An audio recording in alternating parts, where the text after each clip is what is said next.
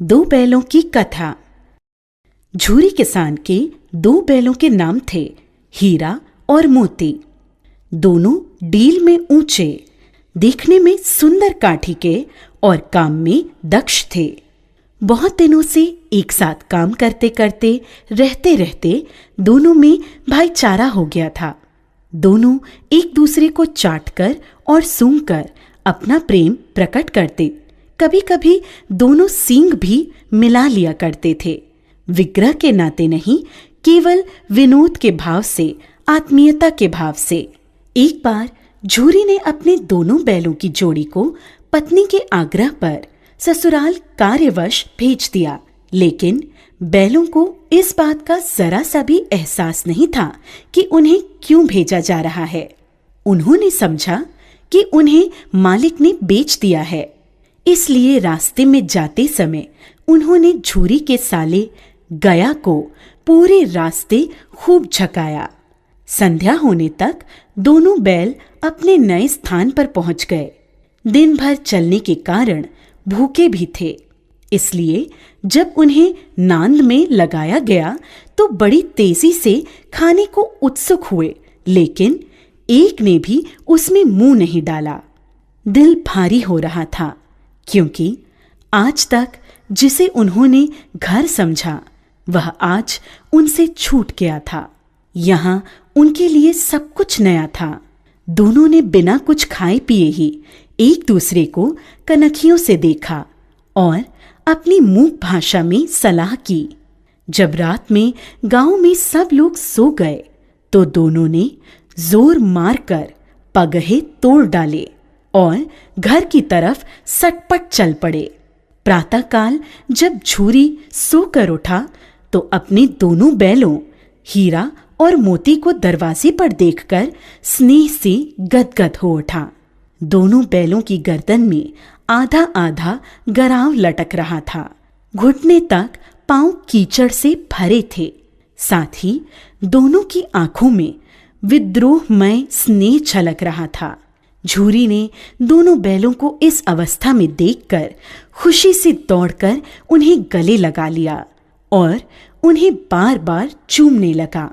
यह दृश्य बड़ा ही मनोहर था, लेकिन झूरी की स्त्री ने बैलों को द्वार पर देखा तो जल बुन उठी। बोली, कैसी नमक हराम बैल हैं कि एक दिन वहां काम न किया, भाग खड़े हुए। परंतु झूरी अपने बैलों पर यह आरोप न सुन सका और बोला, नमक हराम क्यों है? चारा दाना न दिया होगा, तभी तो भाग आए। स्त्री ने रोब के साथ कहा, बस तुम ही तो बैलों को खिलाना जानते हो, और तो सभी पानी पिला पिला कर रखते हैं। झूरी ने पत्नी को चिढ़ाने के ख्याल से कहा, चारा मिलता तो क्यों भागते। दूसरे दिन झूरी का साला गया फिर आ गया और इस बार उसने उन्हें गाड़ी में जोत कर ले गया, जिससे वे उसे रास्ते में परेशान न कर सकें। जबकि 2-4 बार मोती ने गाड़ी को सड़क की खाई में गिराना चाहा, पर हीरा ने संभाल लिया, क्योंकि गाड़ी गिरने पर चोट तो उन्हें ही लगती। हीरा ज्यादा समझदार था। संध्या समय घर पहुंचकर दोनों को मोटी रस्सियों में बांधा गया और कल की शरारत का मजा चकाने के उद्देश्य से उन्हें फिर वही सूखा भूसा दिया गया, जबकि अपने घर के बैलों को खली, चूनी सब कुछ दिया गया। दोनों बैलों का ऐसा अपमान कभी नहीं हुआ था, न ही ऐसा कभी खाने को दिया गया था। दोनों ने नांद की तरफ आंख तक न उठाई। अगली सुबह गया ने दोनों बैलों को हल में जोता, पर दोनों बैलों ने अपनी जगह से न हटने की कसम खा ली थी। वह मारते मारते थक गया, लेकिन उन्होंने वहां से अपने पैरों को टस से मस तक नहीं किया। इस प्रकार हार मानकर गया ने उन्हें नांद पर लाकर बांध दिया। दोनों के सामने आज भी रूखा सूखा भूसा ही डाला गया। दोनों चुपचाप खड़े रहे। घर के लोग अभी भोजन कर ही रहे थे कि एक छोटी सी लड़की घर से 2 रोटियां लेकर निकली और दोनों के मुंह में देकर चली गई। उस रोटी से उनकी भूख तो शांत होने वाली नहीं थी, लेकिन मानो दोनों के हृदय को एक अलग प्रकार की शांति मिली। धीरे धीरे 2-4 दिनों में उस छोटी सी लड़की जो भौरी की थी, जिसकी माँ मर चुकी थी, सौतेली माँ उसे हमेशा मारती रहती थी, से दोनों की आत्मीयता बढ़ गई। दोनों दिन भर जोते जाते, डंडे खाते और शाम को थान पर बांध दिए जाते और रूखा सूखा भूसा डाल दिया जाता। बस रात को वही बालिका लड़की उन्हें रोटियां खिला जाती। उससे उनकी दोस्ती हो गई थी। एक रात दोनों ने वहां से भागने की योजना बनाई। रात को जब लड़की रोटियां खिलाकर चली गई तो दोनों रस्सियां चबाने लगे, पर रस्सी मोटी होने के कारण मुंह में न आती थी। बेचारे बार बार जोर लगाकर रह जाते थे। तभी उन्होंने देखा कि घर का दरवाजा खुला और वह लड़की उनके सामने आ खड़ी हुई। दोनों सिर झुकाकर उसके हाथ को चाटने लगे। उसने दोनों के माथे पर हाथ फेरा और बोली, खोल देती हूँ तुम दोनों को, चुपके से भाग जाओ, नहीं तो यहाँ के लोग तुमसे काम करवा करवा कर मार डालेंगे। उसने दोनों के गराव खोल दिए और भागने का इशारा किया, पर दोनों चुपचाप खड़े अभी सोच रहे थे कि हमारे भागने पर इस बच्ची पर आफत न आ जाए। तभी वह चिल्ला पड़ी, दोनों फूफा वाले बैल भागे जा रहे हैं। ओ दादा, दोनों बैल भागे जा रहे हैं, जल्दी पकड़ो। यह सुनते ही दोनों वहां से भाग निकले। गया घबराकर घर से बाहर आया और भागते हुए बैलों का पीछा करने लगा। दोनों बैलों ने भागने के चक्कर में इतना भी ध्यान नहीं रखा कि वे रास्ता भूल गए थे और भूख से व्याकुल हो रहे थे। अभी उन्होंने आजादी की सांस भी पूरी तरह नहीं ली थी कि देखा, अरे यह क्या, कोई सांड दौड़ता चला आ रहा है। सांड भी हाथी की भांति विशालकाय था। उससे भागना भी कायरता ही थी। सो दोनों ने उससे सामना करना ही उचित समझा। ज्यों ही सांड हीरा पर झपटा, मोती ने पीछे से उसे दौड़ाया। सांड जब उसकी तरफ मुड़ा तो हीरा ने उसे रगेदा। इस प्रकार सांड ने झल्लाकर हीरा का अंत करने की सोची। तभी मोती ने बगल से आकर सांड की पेट में सींग भोंक दी। अचानक हमले से घबराकर सांड घायल होकर गिर पड़ा। तब दोनों मित्र विजय के नशे में उसे छोड़कर झूमते हुए आगे निकल गए। दोनों को लड़ने के कारण भूख लग रही थी। तभी उन्हें मटर का खेत सामने दिखा। मोती उसमें घुस गया। हीरा मना करता रहा, लेकिन उसने एक न सुनी। उन्होंने अभी 2-4 ग्रास खाए थे। तभी 2 आदमी लाठियां लिए दौड़ पड़े। दोनों मित्र दलदल में फंसने के कारण भाग न सके। उन आदमियों ने उन्हें पकड़कर काजी हाउस में बंद करवा दिया। जब वे काजी हाउस के अंदर पहुंचे तो देखा कि वहां कई भैंसें थीं, कई बकरियां, कई घोड़े, कई गधे, पर किसी के सामने चारा न था। सब जमीन पर मुर्दों की तरह पड़े थे।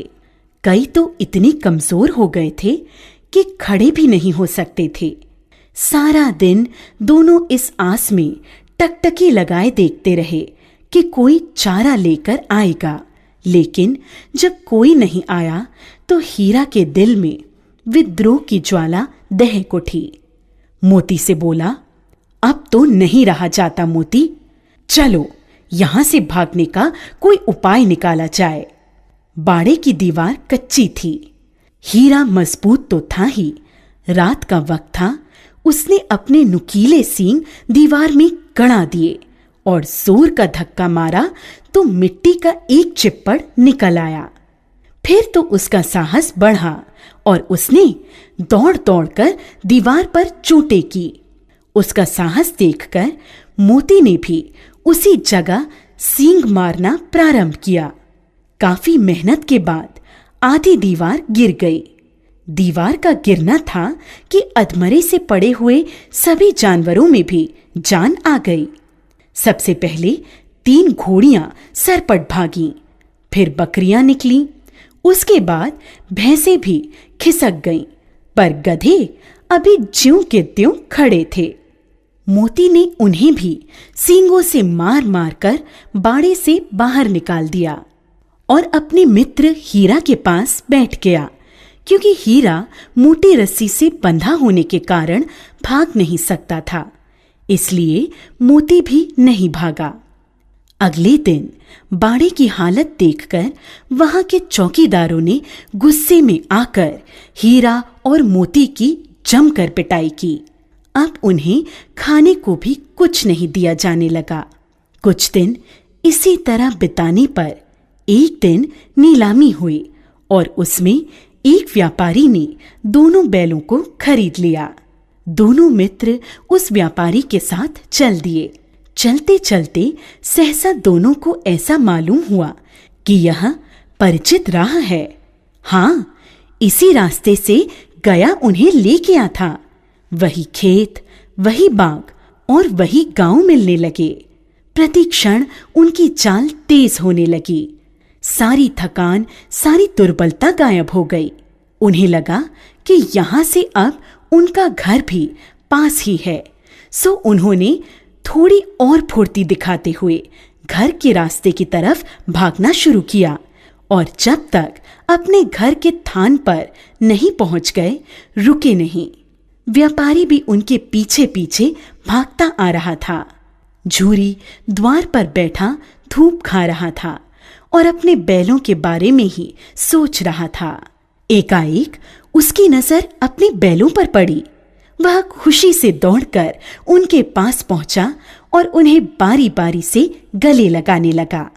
दोनों बैलों की आंखों में आनंद के आंसू बहने लगे। एक छुरी का हाथ चाट रहा था तो दूसरा उसका पैर। तभी व्यापारी आ पहुंचा। उसने छुरी से कहा, ये मेरे बैल हैं, मैं इन्हें नीलामी कराकर ला रहा हूं। अभी वह बातें कर ही रहा था कि मोती ने उसकी ओर सींग चलाया। व्यापारी पीछे हटा तो मोती ने उसे दौड़ा लिया और तब तक दौड़ाता रहा जब तक व्यापारी गांव से बाहर नहीं निकल गया। फिर मोती विजयी सूर की भांति वापस स्थान पर अपने मित्र हीरा के पास आ गया। थोड़ी देर में नांदों में खली, भूसा, चोकर और दाना भर दिया गया। दोनों मित्र बड़े चाव से उसे खाने लगे। झूरी खड़ा दोनों को सहला रहा था और उनकी शारीरिक कमजोरी को देखकर मन ही मन व्यथित भी हो रहा था। तभी झूरी की पत्नी ने भी आकर दोनों के माथे चूम लिए। प्रेमचंद।